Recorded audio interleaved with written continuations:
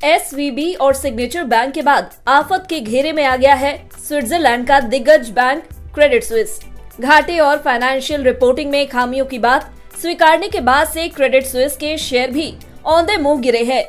हालात ऐसे हैं कि यूरोप के सबसे बड़े बैंक में गिने जाने वाले क्रेडिट स्विस के डूबने की आशंकाएं जताई जाने लगी है।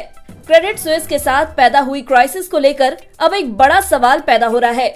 सवाल इस बात का कि क्रेडिट स्विस पर मंडरा रहे मुश्किलों के बादल का भारत पर क्या असर होगा। क्या भारत के बैंकिंग और दूसरे सेक्टर भी इस क्राइसिस की चपेट में आ सकते हैं? क्या क्रेडिट स्विस क्राइसिस में भारत के बैंक भी डूब जाएंगे? ब्रोकरेज हाउस जेफरीज इंडिया ने इसे लेकर एक बड़ी बात कही है। जेफरीज इंडिया ने कहा है कि सिलिकॉन वैली बैंक के डूबने के मुकाबले क्रेडिट स्विस ग्रुप एजी की अहमियत भारतीय बैंकिंग सेक्टर के लिए कहीं ज्यादा है। इसका मतलब ये है कि एसवीबी के डूबने से भारत पर कोई फर्क पड़ने की आशंका नहीं है, लेकिन ये बात क्रेडिट स्विस के लिए नहीं कही जा सकती। क्रेडिट स्विस डूबा तो भारतीय बैंकिंग सेक्टर पर भी खतरा मंडरा सकता है। जेफरीज इंडिया के एनालिस्ट प्रखर शर्मा ने एक नोट में कहा है, भारत के बैंकिंग सेक्टर में क्रेडिट स्विस की प्रासंगिकता को देखते हुए हमें काउंटर पार्टी रिस्क असेसमेंट, खासतौर पर डेरिवेटिव्स मार्केट में हल्के एडजस्टमेंट दिखाई दे रहे हैं। इसकी वजह यह है कि क्रेडिट स्विस की भारत के डेरिवेटिव्स मार्केट में बड़ी मौजूदगी है। नोट में लिखा गया है कि क्रेडिट स्विस के डूबने के हालात में लिक्विडिटी इशू या काउंटर पार्टी रिस्क पैदा होने पर जेफरीज नजर बनाए है। नोट में कहा गया है कि ओवरसीज बैंकों की भारत में 4 से 6% एसेट्स है, लेकिन इसका 50% हिस्सा ऑफ बैलेंस शीट लायबिलिटीज का है। जेफरीज ने यह भी कहा है कि क्रेडिट स्विस की भारत में 20,000 करोड़ रुपए यानी 2.4 अरब डॉलर से ज्यादा की एसेट्स है और इस तरह से ये देश का 12वां सबसे बड़ा ऑफशोर बैंक है।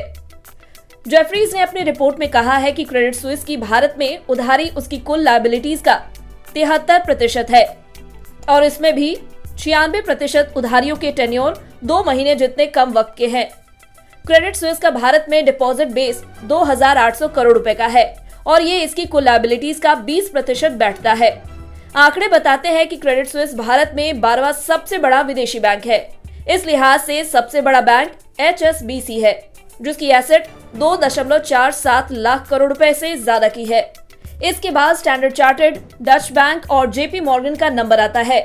जेफरीज ने यह भी कहा है कि इंस्टीट्यूशनल डिपॉजिट्स भारत में बड़े और क्वालिटी बैंकों की तरफ शिफ्ट हो रहा है।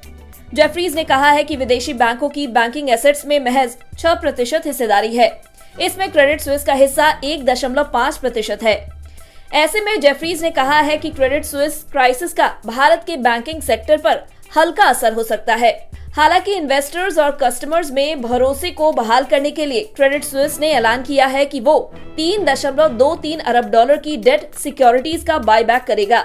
साथ ही बैंक के सीईओ अल्रिच कॉर्नर ने कहा है कि बैंक की फाइनेंशियल पोजीशन मजबूत है।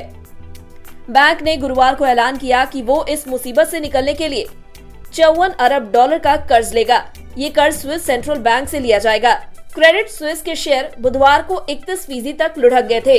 पूरी दुनिया में इस बात का डर है कि कहीं ये दिग्गज बैंक धराशायी न हो जाए। अब देखना ये होगा कि बैंक का मैनेजमेंट इस क्राइसिस को कैसे मैनेज करता है। साथ ही आने वाले दिनों में इस बात का भी अंदाजा लगेगा कि क्या क्रेडिट स्विस क्राइसिस का भारत पर भी कोई असर पड़ा है या नहीं।